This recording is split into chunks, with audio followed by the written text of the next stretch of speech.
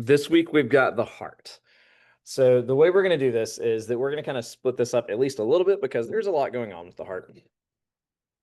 We're going to kind of talk about general anatomy and physiology and stuff today. We're going to look at a lot of parts and pieces, kind of talk about what some of those parts and pieces do and stuff like that. Then on Wednesday, we will actually do a dissection of a real heart.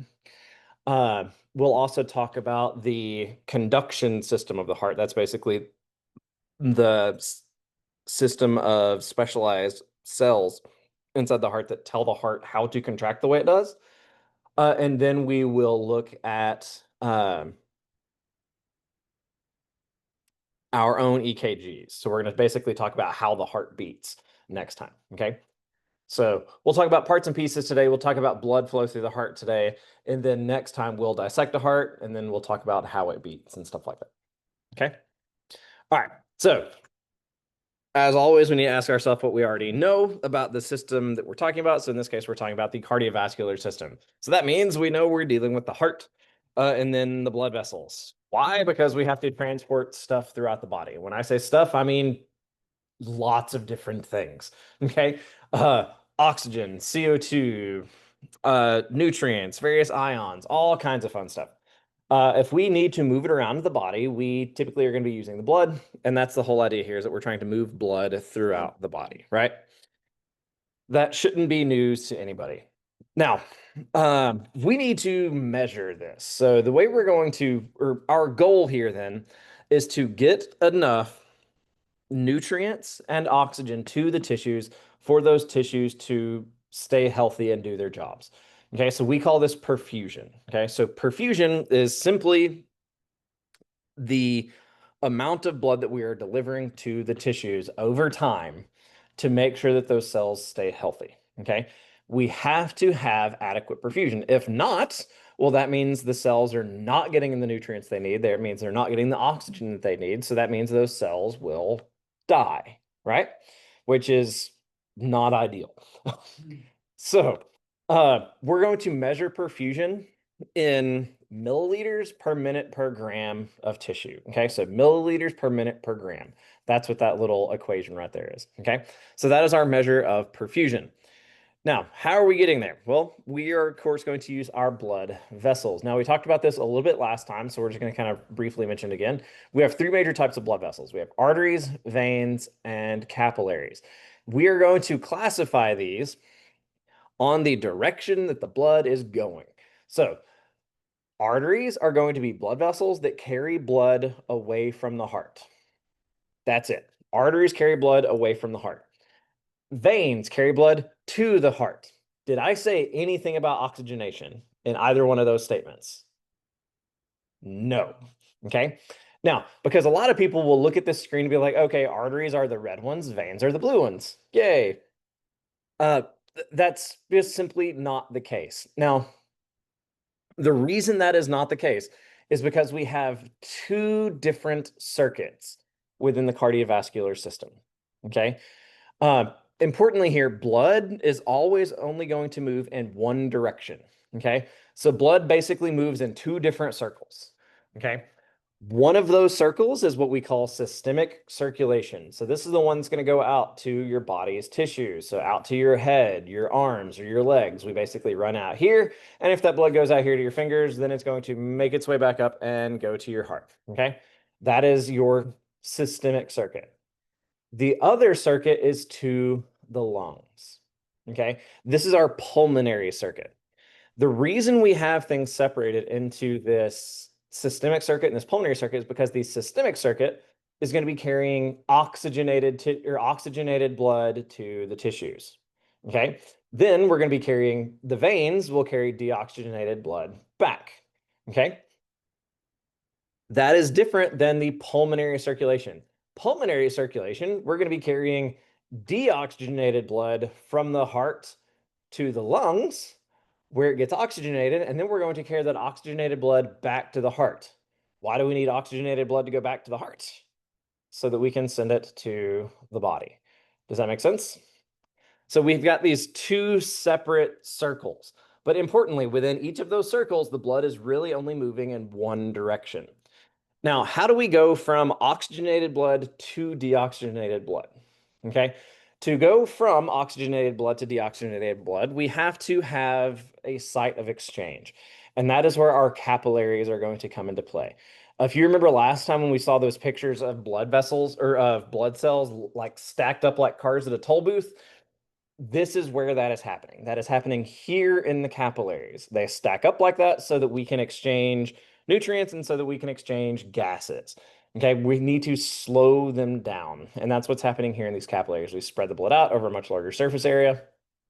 And then we can use that larger surface area to slow the blood down so that we can have a rapid exchange of nutrients and gases and stuff like that. Okay, so we're going to go from oxygenated blood to deoxygenated blood in the tissues. In the lungs, we're going to go from deoxygenated blood to oxygenated blood. Okay, so those are the two main circuits. And like I said, we're going to have capillaries then in both places as well. Now, to deal with that, we have one side of the heart will deal with each of those circuits. Okay, the right side of the heart is going to pump deoxygenated blood. Full stop. It is going to pump that deoxygenated blood to, well, where does deoxygenated blood need to go? It needs to go to the lungs to get oxygenated. Okay, so the right-hand side of the heart is going to pump deoxygenated blood to the lungs. The left side of the heart is going to pump oxygenated blood to the body. Okay, so right side of the heart pumps deoxygenated blood to the lungs. The left side of the heart pumps oxygenated blood to the body. Okay, now we can also see the four chambers of the heart here. So the sides of the heart are going to be split into two chambers. We have an upper chamber called the atrium, and then we have a lower chamber called the ventricle. Okay, so each side will have an atrium and a ventricle. The atrium is going to receive the blood, and then it is going to make sure that the ventricle is completely filled before the ventricle contracts. Okay, the ventricle is going to be the part of the heart that is actually pushing on the blood very hard so that we can send that blood to where it needs to go, either to the lungs or to the ventricles. Now, if we go back to this picture here, we can see that the lungs, also you can just see on your own body, that the lungs are not very far away. Okay, the right-hand side of the heart is not going to have to pump nearly as hard as the left-hand side of the heart. Why? Well, because we're sending that blood a much shorter distance. So we don't have to push the blood nearly as hard to get it to go that way, which means when we look at the muscle in the right-hand side of the heart, it has thinner walls. So notice that the left-hand side has very thick walls. Why? Because we have to push that blood very, very hard. Why? Because it has to go everywhere in the body with enough pressure to make sure that we can get exchange to occur. Okay. Now, the next big thing that we're going to talk about here is going to be the great vessels. Okay. So what do I mean by great vessels? By great vessels, I mean the sources of blood inflow and outflow from the heart. Okay. So on the right-hand side of the heart, we have the superior and inferior vena cava. These are both going to drain here into the right atrium. So this is where we're going to be returning blood from the body into the right-hand side of the heart. So deoxygenated blood gets returned to the heart here at the right atrium via the superior, so above, and inferior below vena cava into that right atrium. Okay. Now, the right atrium then goes down to the right ventricle and then pumps out blood through the pulmonary trunk. So this is sort of the stem of our T-shaped structure of arteries here, okay? So this is the pulmonary trunk, and that pulmonary trunk will split into the left and right pulmonary arteries, which are going to contain, once again, deoxygenated blood. So the great vessels from the right side are the superior and inferior vena cava and the pulmonary trunk, and by extension, its pulmonary arteries. Why are they arteries? Because once again, they are carrying blood away from the heart. Okay. Now, the left-hand side of the heart, on the other hand, is going to have the inflow into the left atrium, just like we had on the other side. But in this case, we're returning blood from the lungs to the heart. So we're going from lungs to the heart, which means these are veins. These are pulmonary veins. So the four pulmonary veins are going to drain their oxygenated blood into the left atrium, goes into the left ventricle, and then the left ventricle pumps it out through this big blood vessel right here. This is the aorta. Okay. The aorta is going to be the primary blood supply for literally everything. Okay. Which means it is going to be subject to massive amounts of force. Okay, so when you look at the aorta, you can see the thickness, like I want you to look at the thickness of the walls of the aorta, and you're going to see that those walls are incredibly thick. Why? Because it is dealing with massive amounts of force from the blood, or from the heart pushing on the blood. Okay. Now, in addition to the great vessels and the sides and chambers of the heart, the next big thing that we're going to be looking at are the valves in the heart. The heart has 4 valves. These valves are going to be composed of dense, regular connective tissue. So this stuff is dense and strong to the point where if you were to, I don't know, peer pressure one of your friends into eating a raw dove heart, you could hear it. I am not a big fan of peer pressure. I have had to experience peer pressure several times in my life where the people have tried to get me to do stuff I didn't want to do. And I usually did not give in just because I'm a fuddy-duddy and just don't. However, the one big time I can remember myself ever exerting peer pressure onto somebody was a buddy of mine, where we were dove hunting. There were, I think, 5 of us that had gone dove hunting, and we killed a full limit of doves on one afternoon, and we were getting them cleaned up so that we could get them bagged and tagged and all that kind of stuff, as well as eating some of them for dinner. Well, 5 limits worth of doves plus a bunch of collared doves as well, because where we were hunting, there were a bunch of those. We probably had 75 mourning dove, and I bet we had another 25 or 30 collared dove. So we had 100 birds that we were cleaning, and there were 3 of us doing the cleaning.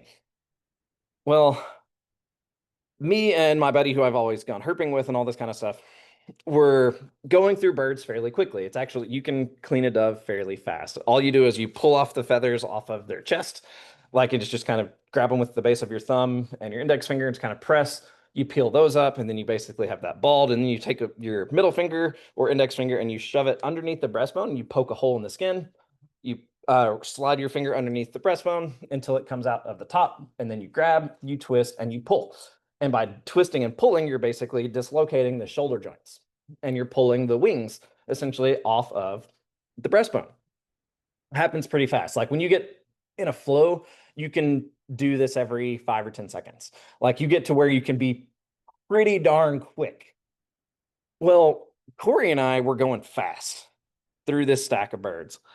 And like we're just talking, shooting stuff as like we always do, blah, blah, blah, blah. And we look over at our buddy Kyle, who's supposed to be helping us, and he has a knife in his hand, and his stack of birds is very, very small. And we look over and he's got a little stack of hearts. And we're like, Kyle, what are you doing? Like, why are you saving the hearts? Like, it's a dove. The heart is literally this big. It's smaller than a stamp. Like, what do you do? It's like, well, and then he started trying to spout some like spirit of the animal nonsense and saying he was going to be eating the hearts because he wanted to honor the spirit of the animal. And we're like, no, no, no, no, no, no, no. Like if you're going to be trying to harvest the spirit of the animal in terms of eating the heart, like you can't do it when it's cooked. Okay. The spirit of the animal doesn't exist when it's covered in salt and pepper and it's been grilled. You can't do that when it's cooked. So we just ragged on him for a while. I'm talking like 15 or 20 minutes of us just like messing with him because we got done with our birds, and he's still just like steadily just like cutting these little things, and like he's got a little stack here where finally he just gets so frustrated with it, he just pops one of these hearts into his mouth and bites down. And he bites down, and all of a sudden his like you just hear this this cracking noise. The cracking and popping noise that we heard was his teeth breaking into these atrioventricular valves. You could hear it. And the moment he bit down and felt that, he just stopped. Like just and we were like, no, like, no, no, no, you can't spit it out because you're gonna be spitting out the spirit of the animal. And we just mess with it until finally he like shoot it 4 or 5 more times, and you hear these valves splitting and crunching in his teeth before he finally swallows it. Yeah, great. These things are hard. They are dense. When we do the dissection on Wednesday, you will be able to feel how hard and strong they are. It is crazy. But yes, I did actually convince a buddy of mine to eat a raw dove heart.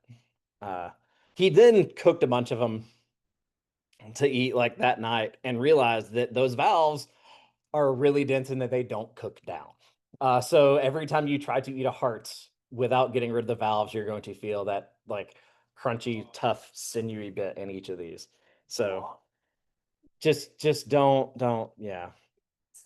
No, I mean, this was about as healthy of a situation for eating raw meat as you can, because like the rules for eating raw meat are actually fairly simple. They are that it needs to be fresh, that you have to do everything very clean, so that you have to be using clean hands, and be careful where you're putting stuff and things like that.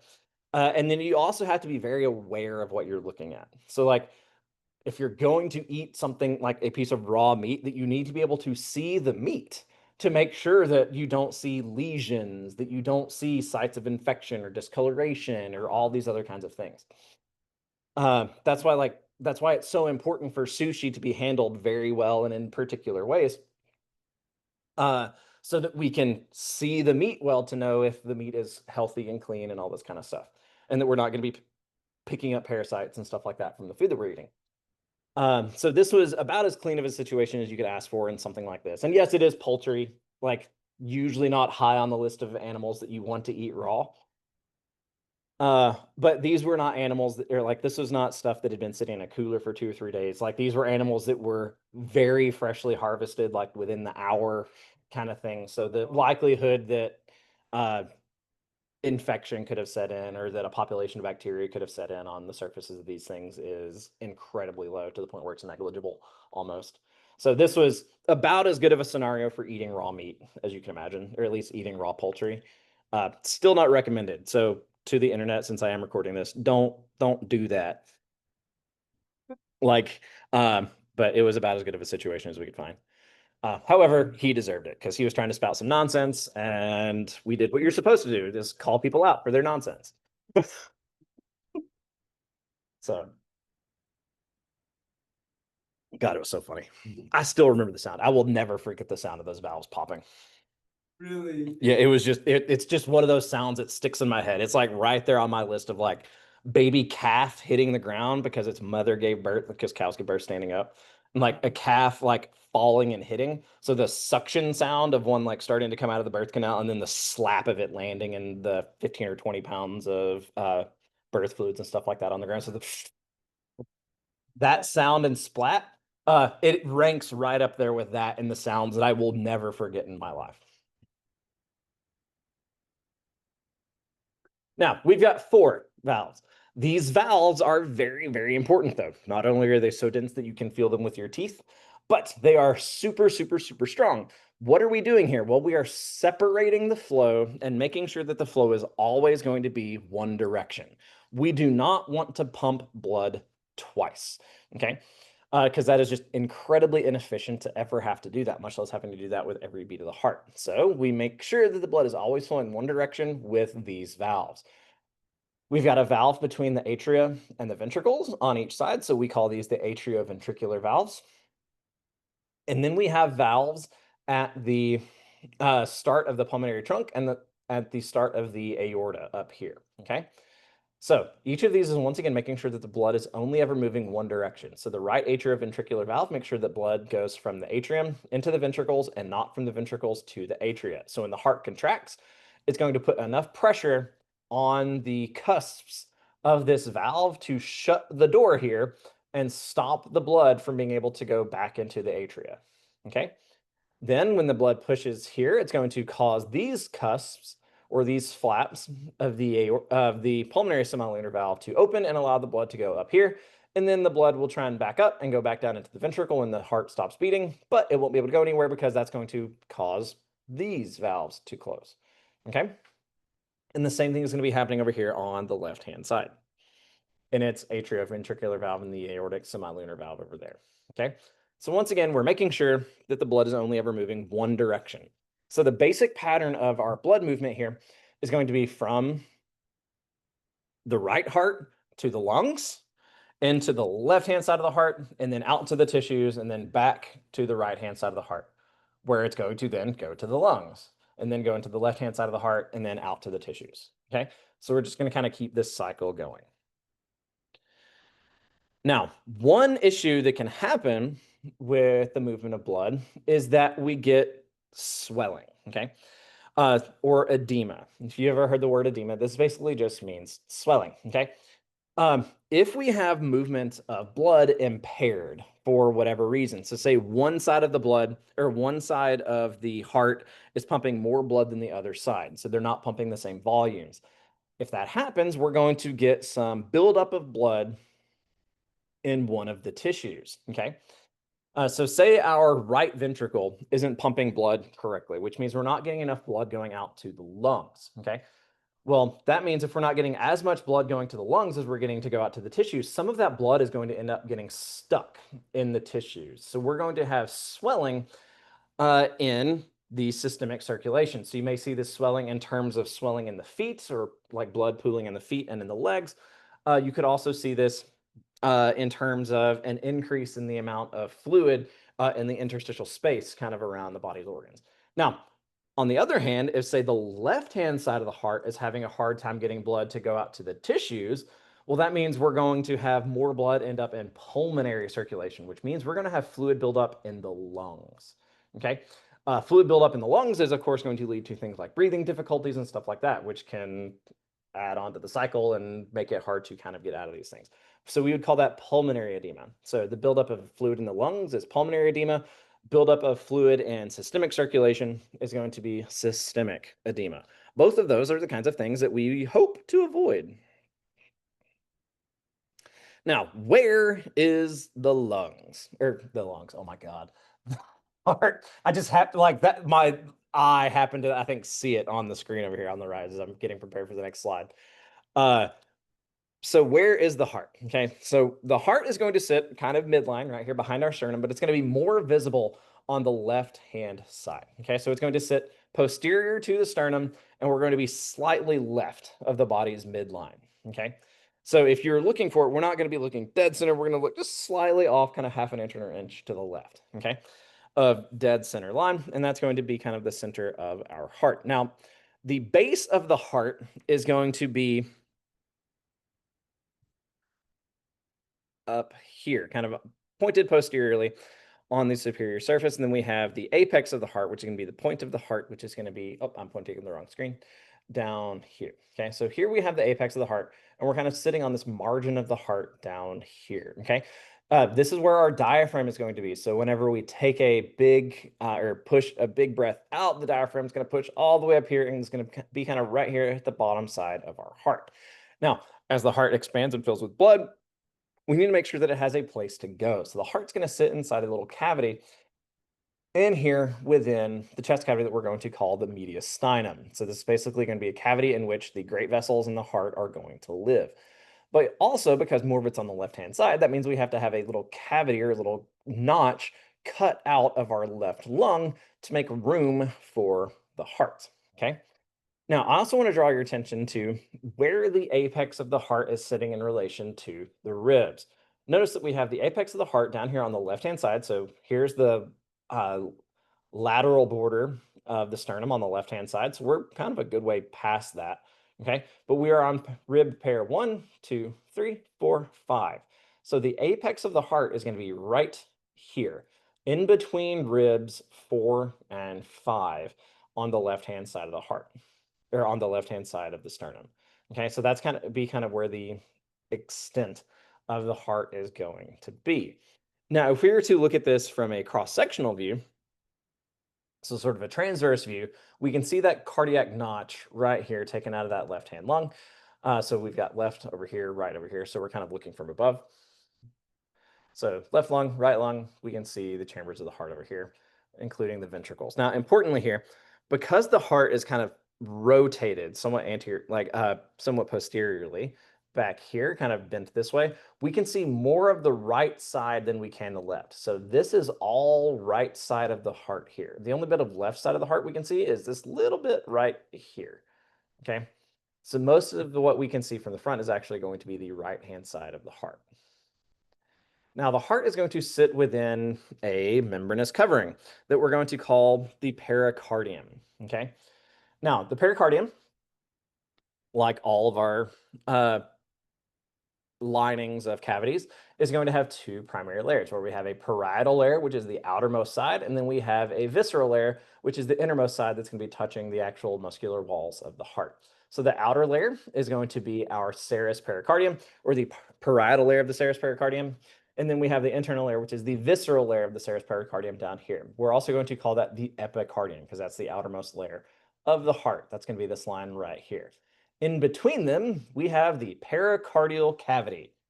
This is a very important cavity because this is where the heart gets to expand. When the heart fills with blood, it is going to fill in this pericardial cavity. So we have to have a place for it to live. But this also means that the outer side of the heart is moving. We have to have a place for it to move. And importantly here, just outside of this parietal layer of the serous pericardium, we have a strong fibrous structure called the fibrous pericardium.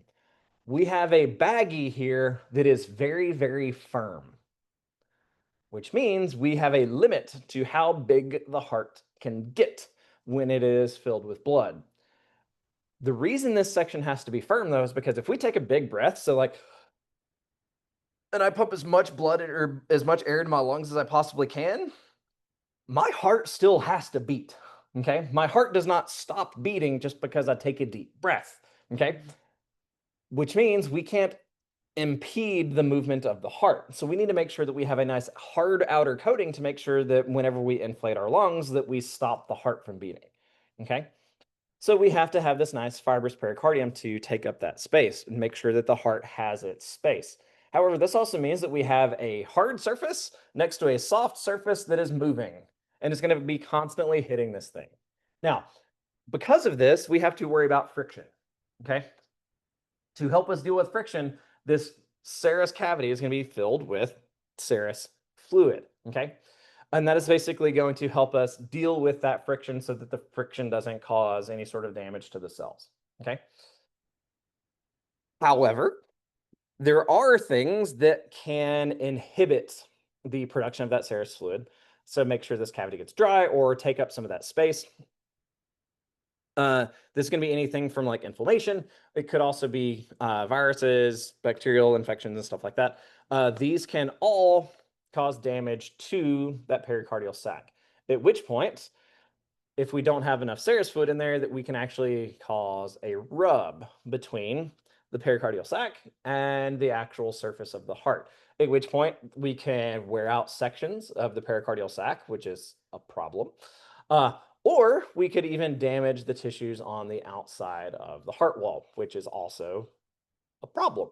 Okay, but you can actually hear this happening because this will actually make kind of a crackling sound as the heart is beating. So every beat of the heart would be followed up, or would also, you would hear or coupled with a crackling sound. And that crackling sound would literally be the dry surface, or the surface of the heart hitting the dry surface of the visceral layer of the fibrous pericardium.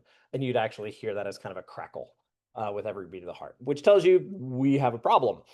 At which point we may need to do some sort of intervention to try and fix that. Now, one fun thing about the muscle of the heart is that it's, well, muscle. And if we know anything about muscle in this class, it's that muscle is very energetically expensive. Okay. The muscle of the heart, this is especially true because heart uses cardiac muscle. Cardiac muscle is different from skeletal muscle in a few particular ways. One of the big ways that cardiac muscle is different from skeletal muscle is that it is obligately aerobic. Okay. It has to have oxygen to function. If it does not get oxygen, it cannot pump. Okay. which means we have to have a constant supply of blood going to the heart. Okay. If we do not, if we do not get this constant supply of blood going to the heart, we will have tissue death or could have tissue death in the heart, which means we have a series of blood vessels that are going to supply the muscle of the heart wall with its blood. Okay, so we've got some special coronary blood vessels that are going to supply the blood with its heart, or supply the heart with its blood, supply the blood with its heart. That's very, very backwards, Matthew. All right, now these blood vessels are going to live in little grooves. Anyone remember what we called the little grooves in the surface of the brain? Hmm? The grooves, like in the surface of the brain, like those little lines. Sulcus. Very good. That's what these are going to be called. So these little grooves in the surface of the heart are going to be called the sulcus or sulcuses. Okay. So we've got one major one here, one major one here, one major one here, but each of these blood vessels is actually going to be within a little sulcus. It's hard to tell in this two-dimensional figure that these are within a sulcus, but when we look at the hearts on Wednesday, like when you can literally hold a heart in your hand, you'll be able to see the little lines within the actual walls of the heart. Now, this sulcus right here at the top, which is separating the right atrium from the right ventricle, we're going to call this the right coronary sulcus. And we also have the coronary sulcus over here between the left atrium and the left ventricle, which is over here on this side. Okay. Now, in this, we're going to have our blood vessels. Now, the red blood vessel in here, we're going to call the right coronary artery. Okay, so this is the one that's going to be supplying the right-hand side of the blood, or right-hand side of the heart with blood, making sure that we're getting blood to all of these tissues down here. On the left-hand side, we also have the left coronary artery, and then that is going to split into the circumflex artery, which is going to wrap around the left-hand side. And we've also got this anterior interventricular artery right here. Now, that may sound like a mouthful. Anterior interventricular artery. Well, why is it anterior? Well, because we're looking at it from the front. Anterior should be fairly straightforward at that point. Interventricular. Well, inter just means between. Ventricular means between the ventricles. So it is anterior because it's on the front, and it's in between the ventricles, thus interventricular. And it's red, so it's an artery. Okay? So it's carrying blood to these tissues. This one's going to be important because this is what's going to supply the apex of the heart with blood, which is going to be fairly important. Now, another big artery that we can see on here is this one right here. Notice that we are down here by the margin of the heart. That's what we call this inferior border. We call this the margin of the heart. So it is running parallel to that. So we're going to call this the marginal artery. Now, we can also see a couple of little fleshy looking bits on top of our atria. These are going to be special structures that we call auricles. So they're basically these ear-like extensions of the atria. All of these is basically going to be reservoirs of blood, okay? So say the atria have some blood get flowing up to them, but they've already kind of expended some blood down into the ventricles. So the atria are empty. We're just going to push that little bit of extra blood up here into these auricles and just hold on to it for the next heartbeat, okay? Unfortunately, this also means that these are going to act as reservoirs of blood. Reservoirs of blood can also act as sites of coagulation for that blood or clotting of that blood in certain scenarios as well. So that can happen sometimes that we make a clot up here in the right atrium and then push it, or in the right auricle and then push it into the right atrium of the heart. That doesn't happen often, but it does happen. Now, as that blood flows from those arteries, nutrients come out through the capillaries, and then finally we'll go back up to the veins of the heart. So the great cardiac vein, marginal vein, things like that. They will then enter this big bump right here. This is going to be called the coronary sinus. The coronary sinus is where blood flow, so deoxygenated blood from the heart, will re-enter the right atrium. Okay. So as the blood goes down into the heart muscles and it gets deoxygenated, it will then return to the coronary sinus, okay, or the coronary, the coronary sinus, and then it will go into the right atrium of the heart right here, which means we're going to have a hole in the right atrium for the superior vena cava. We have to have a hole in the right atrium for the inferior vena cava, which is this big one right here. And now we have to have a little hole for the coronary sinus. Does that make sense? So whenever we look at the interior of our our right atrium, we should expect to see 3 different holes, okay? Now, we can also see our 4 pulmonary veins. So we have 2 from the left, 2 from the right. From this nice posterior view, we can also see our posterior interventricular artery back here.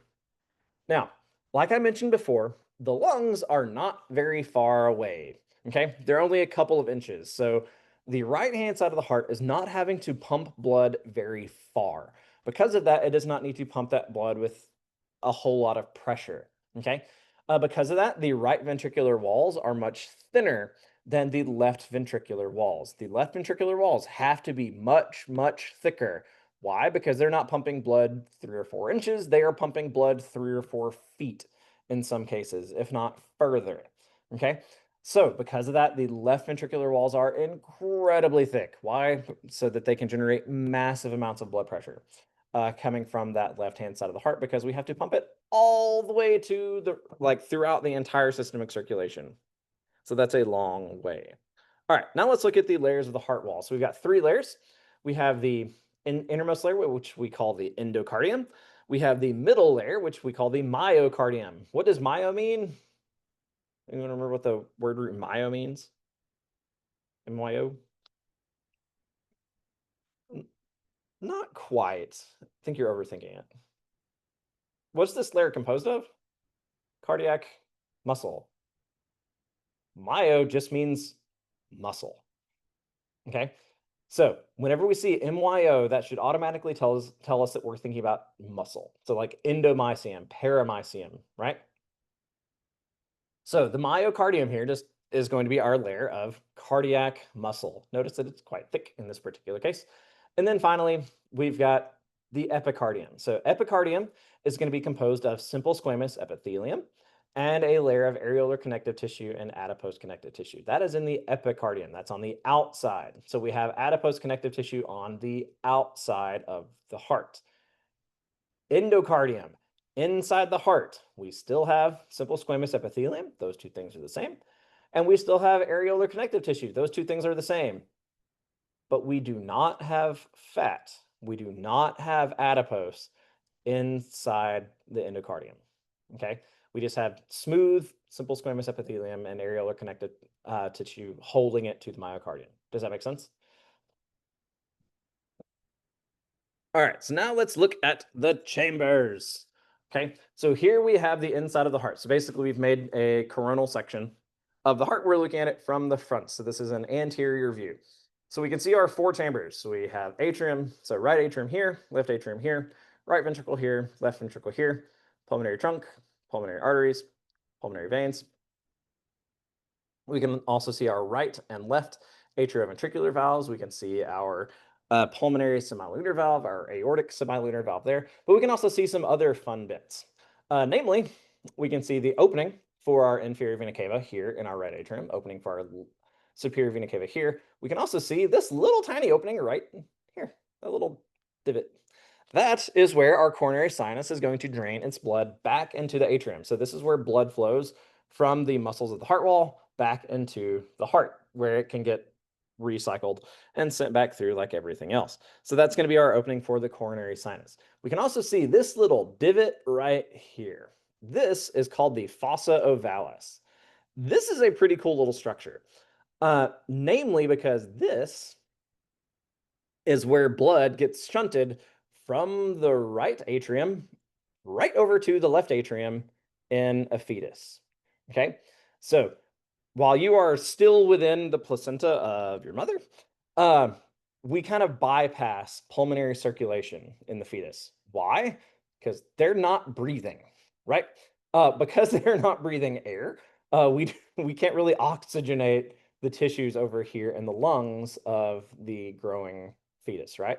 So instead, the blood is just going to get shunted from the right-hand side over to the left-hand side so that we can keep it pumping out through the fetus's body, okay? So this structure here, this fossa ovalis, is actually what's left over of this little shunt in fetuses. In an adult, or even in a small child, this will be closed. It will not be open. It will not be acting as a shunt anymore. Although there are times when this little divot will open up and act as a shunt to allow blood to move from the right atrium to the left atrium. However, in an adult or in a child or anything that is not a fetus, this is what's the word? Bad. Just bad. Okay. Because this would allow admixture of blood and stuff like that, which is not necessarily what we want. Because we don't want to be pumping unoxygenated blood out to the tissues, right? So that would be problematic at best. Okay. But that is actually what that fossa ovalis is for. Now, let's think about, or looking at this, now let's go ahead and talk about kind of the flow of the blood. Once again, the valves here are here to prevent backflow. So let's think about what would happen with blood flowing into the heart. So blood is going to flow into the heart. It's going to go up here into this right atrium, either from the superior inferior vena cava or through that coronary sulcus or coronary sinus and into our right atrium. So where is it going to go next? Into the right ventricle. Now, to go into the right ventricle, we're going to have to pass through this structure right here, this valve. This is the right atrioventricular valve. Okay, everybody see my pointer here? Okay, so this is the right atrioventricular valve. Notice that the right atrioventricular valve is connected to 1, 2, 3. So we have 3 kind of bundles of cords coming off of that valve. That is because this valve has 3 different cusps to it. We have 3 major flaps of connective tissue that make up this right-hand valve. And because of that, we're going to call this the tricuspid valve or the mitral valve, okay? So from the right atrium, we're going to pass through this tricuspid valve into the right ventricle. And then finally, we're going to go from the right ventricle out the right ventricle through our pulmonary semilunar valve into the pulmonary trunk, and then finally into the right or left pulmonary arteries, and then out to the lungs, okay? So now that we're in the lungs, we're going to go out near the alveoli. We're going to find some capillaries in the lungs, so pulmonary capillaries, where we're going to get oxygenated.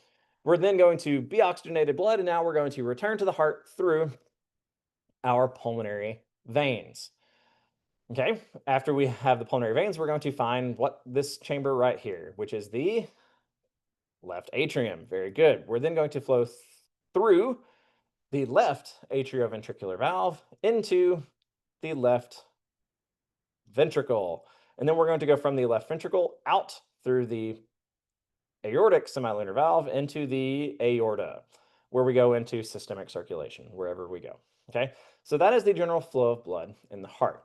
Okay, spend some time with that general flow of blood in the heart. Okay, it's pretty simple though. Why? Because we make one little V on the right-hand side, and then we come back in over here and we make another little V on the left-hand side.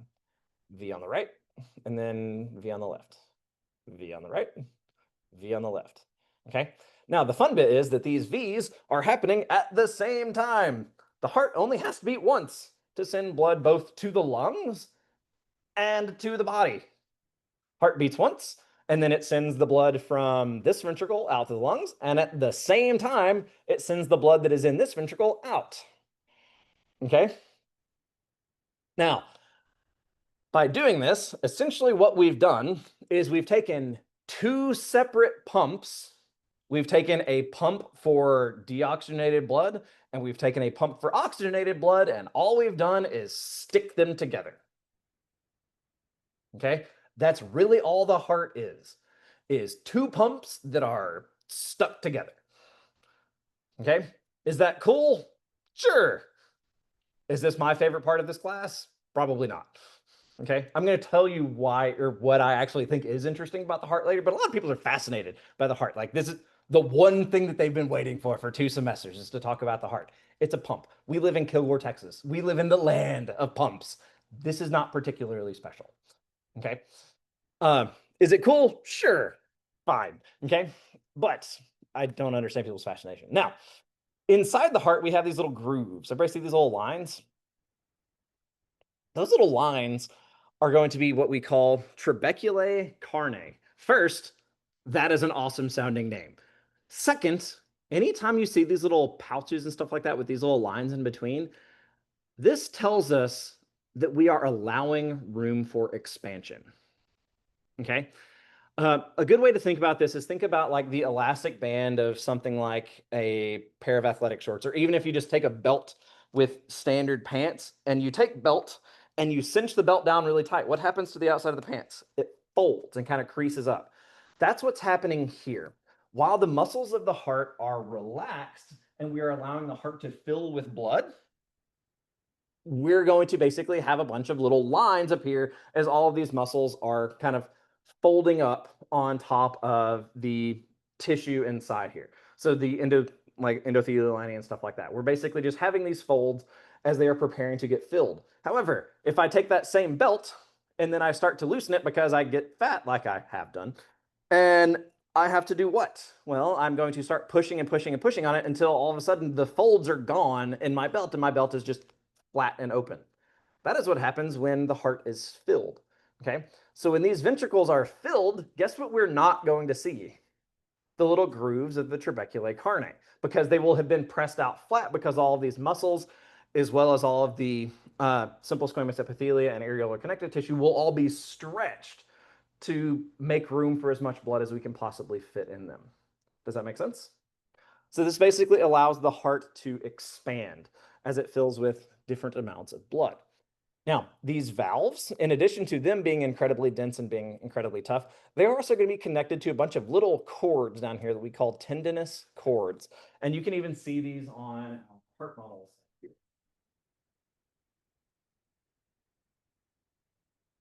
So these are kind of showing you the tendinous cords on the inside of the heart.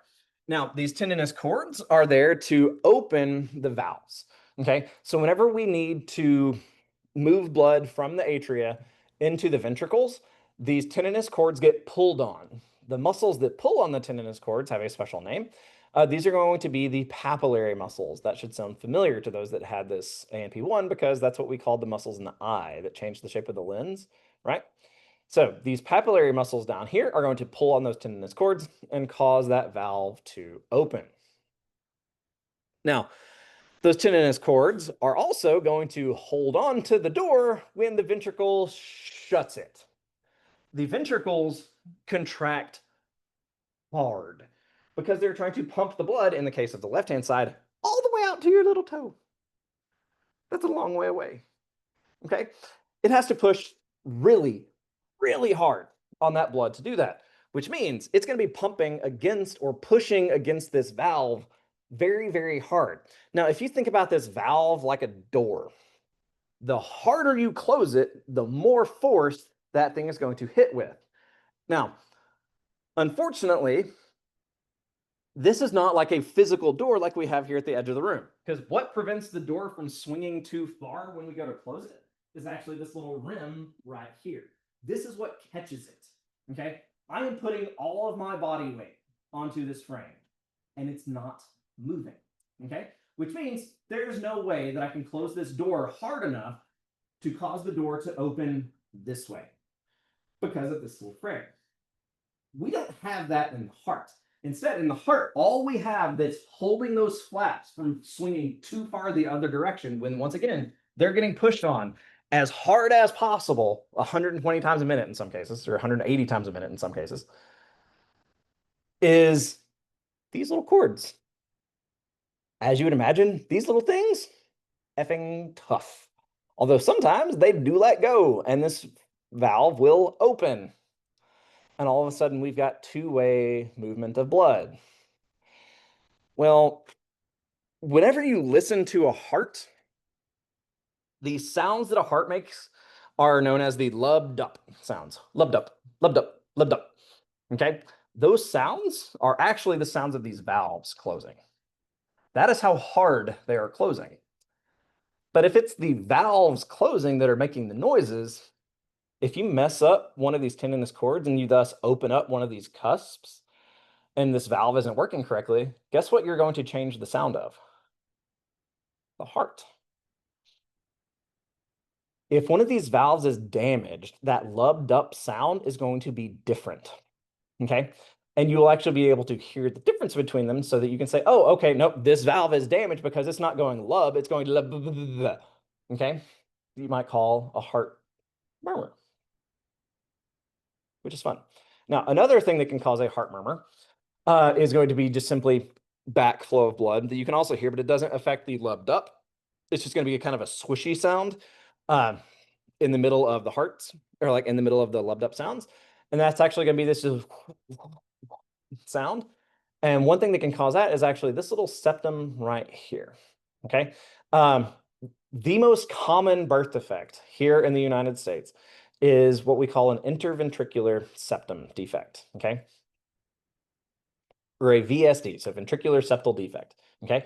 And all that is where our interventricular septum right here, which is the space between our ventricles, is not completely fused. So there might be a little bit of a gap right here, which means we can have blood flow going from the right ventricle into the left ventricle, or blood flow from the left ventricle into the right.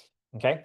At which point you would also hear that as a murmur in the sound of the heartbeat, which is fun. My daughter, for instance, actually had one of these. It did heal itself over time. She didn't require surgery or anything like that. And most of them don't. But over time, that did actually, or eventually heal. Where to the, like, you can listen to her heart now and not hear it. But it also means that she had to get monitored for a little bit, just in case. Like once they found it. Let's see, what else are we missing? So we've talked about trabecular cardiac, we talked about tendinous cords, fossa valis, pectinate muscles, auricles. I don't think we talked about all of them. They are very cool. Here we can see that the right and left atrioventricular valves are a little different. The left atrioventricular valve only has two major flaps. So because of this, this is oftentimes called the bicuspid valve. The one on the right has one, two, three cusps and is thus often called the tricuspid valve or the mitral valve. I actually don't know the roots of the mitral name, so sorry. There are a bunch of various things that can happen to our hearts. This chapter is full of these clinical views of various things. A big one is this hypertrophic cardiomyopathy. It basically just means the growth of the walls of the heart get bigger and bigger and bigger. But because we have that fibrous pericardium, guess what? It means you have a hard time growing out. So sometimes the heart will kind of grow inwards, at which point you have less blood getting pumped per beat, which can be a bit of a problem. Oftentimes, though, we will also have folks that are athletes, especially athletes that do like sports that are particularly what's the oh God. Require endurance. A lot of times, athletes in those kinds of sports will also develop a little bit of hypertrophy in their heart, so their hearts will grow a little bit larger, so that their hearts can beat harder and thus beat more efficiently, so they can move larger volumes of blood more quickly. So there will be times where people that train, especially for things like big endurance events like marathons and stuff like that, that will have resting heart rates that are 45 or 50. Like I had an old professor. When I say old, he was probably, oh shit, he's probably the age I am right now. Jesus Christ. Didn't realize that until literally this moment. Anyway, that hurts so bad. Anyway, he ran ultra marathons. Uh, he had, like to the point where he went on like a show on Discovery Channel, like Dual Survival or something like that, where they literally like chain you to somebody else. Uh, and when he was signing up to go on that show, he made sure that they didn't send him somewhere like in the southern part of the states because he could just run home. Uh, because he did ultra marathons and Ironmans and stupid shit like that. Um, and his resting heart rate when we checked it was 48. He could be standing up here talking to you like I am right now, and his heart is only beating 48 times in a minute, which is mind blowing to me. uh, Mine, that is not the case, I can assure you. Like mine right now is going 80, 80. So that's more reasonable considering I'm going through some amount of athletic or some amount of activity as I'm talking to y'all. But yeah, damn, I feel old. God, that's dumb. Never made that connection until now. I need to email him just so he knows. He also made fun of me, but he was a very nice guy. I have actually like a lot of my personal kind of teaching style is kind of based on his.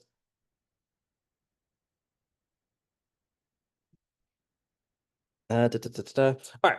So one thing to kind of keep in mind here is that the muscle fibers in the heart are arranged in a very particular pattern. Namely, so that whenever the muscles shorten, so whenever the cardiac muscles themselves contract, that we change the shape of the heart in a very particular way. Namely, we want to make sure that the atria empty completely. So the atria are going to contract the heart kind of laterally. So we're going to squeeze essentially at the top of the heart to make the heart really narrow so we can pump all that blood down into the ventricles. The ventricles, when they contract, we don't want to squeeze them laterally, okay? Because if we squeeze the ventricles laterally, especially if we do that first, that's going to be like squeezing your toothpaste tube in the middle of the tube. Well, what happens if you take your toothpaste tube and you squeeze it in the middle instead of at the top or instead of at the bottom? What happens? We're going to push some of that fluid out, sure, but we're not going to push out all of the toothpaste, right? Some of that toothpaste is going to get pushed into the bottom where we can't get to it, right? So no matter how hard you squeeze or how many times you squeeze in the middle, some of that toothpaste is going to stay stuck in the bottom of the tube. Well, we don't want that to happen to the blood. If blood makes its way into the ventricles, we want it out, okay? So what we're going to do then is we're going to orient the fibers in such a way that we make sure that we can start our contraction process in the apex of the heart, okay? And when we do so, that we shorten the heart, okay? So let me show you a little video now of how the heart looks when it is contracting.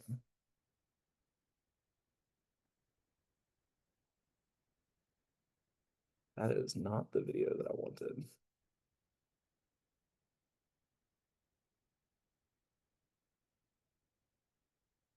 Also not the video I wanted. Damn it. Where'd it go? That's what I get for playing with stuff in between classes.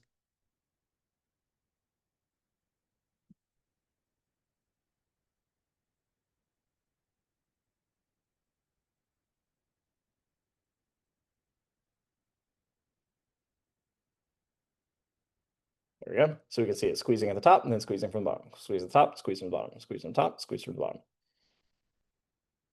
Okay, this way we can make sure that the ventricles are going to empty completely. Now here in a second, it's going to take away our anterior view. We're going to go inside. There we go. So now we can see atria contract, pushing blood down in here so the ventricles stretch, and then the ventricles contract to push all that blood out. Okay, that's going to be our goal. Ventricle, atria, then ventricles, atria, then ventricles, atria, then ventricles.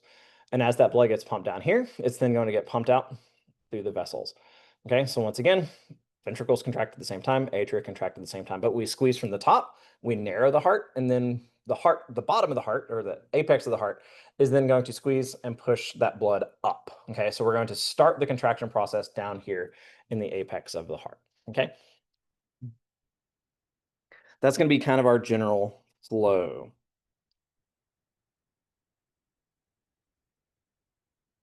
We've already talked about those. We talked about those. All right, so the next time when we come in, we're going to spend some time talking about cardiac muscle cells and how cardiac muscle cells are different than skeletal muscle cells and kind of how that helps the cardiac muscle work and how it helps that work. Yes, I did put up the prior class recordings. They're within the chapter outlines, I believe. So when I was talking about what did we talk about last time? Endocrine? Is that what? No, blood. When we talk about blood, those recordings are in the blood chapter. The endocrine recordings are in the endocrine chapter. So we're going to spend some time talking about these. And the reason we're going to spend that time talking about muscle cells next time and how those are different is because the conduction system within the heart, our ability to start the signal cascade that tells the muscles to contract, are not nerves. These are yellow. Every other time you've seen yellow in this book, they have been nerves. But these are instead very specialized cardiac muscle cells. Okay. This is the part of the heart that's cool as shit, as far as I'm concerned. Okay. So we're going to spend some time talking about this. This is also where we will do some talk about our EKG or ECGs and stuff next time as well. So we're going to kind of show you how these points and pieces can lead to the lines that we see on the ACG or ECG as the heart is contracting and all that kind of stuff. So we'll talk about those electrical signals that we see, how we get there, and how the heart's muscle cells are what get us there when we do that. So for today, I want you all focusing on the various anatomy bits of the hearts that are in front of you. That way, when we come in next time, the first thing we'll do is cut up a heart. Look at that for a little while. It's going to be super fun. Y'all will be entertained, I promise. I won't make you eat it, okay? You also won't have an option because it's going to be covered in preservative because it's a pig heart, not a dove.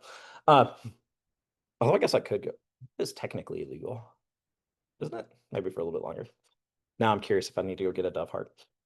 But no, we'll do the heart dissection when we first get started on Wednesday. Then we'll talk about conduction system and we'll take some ECGs and stuff like that. Sound good? All right. So for now, focus on your anatomy on these kinds of parts and pieces here. And then we will also look at another good place to do that would be the virtual labs within McGraw-Hill or play around within the Visible Body Suite here so we can kind of look at some of these parts and pieces within here. I can't see. But yeah, so this is a great place to look at this stuff. Oh, you can't see it now. So we'll look at this line or this animation a bunch next time so we can see the beating from the apex of the heart, all that kind of fun stuff. But this is also a great place to look at, oh, okay, here we have the right auricle. Here we have the interventricular septum. Here we have the right ventricle. Here we have the heart walls, all this kind of fun stuff. So spend some time with these things. This is one thing that makes this Visible Body Suite really nice because you can truly play with this stuff and moving around, you can dissect things away and all this kind of fun stuff. Everybody good? All right. So those of you here in class, you've got this to play with. Those of you that are not here in class, you have Visible Body to play with, but y'all can also play with this when you're at home. Okay. So let me know if you have any questions. Get as comfortable with the stuff as you can so that we know what we're cutting when we start to cut open a heart next time.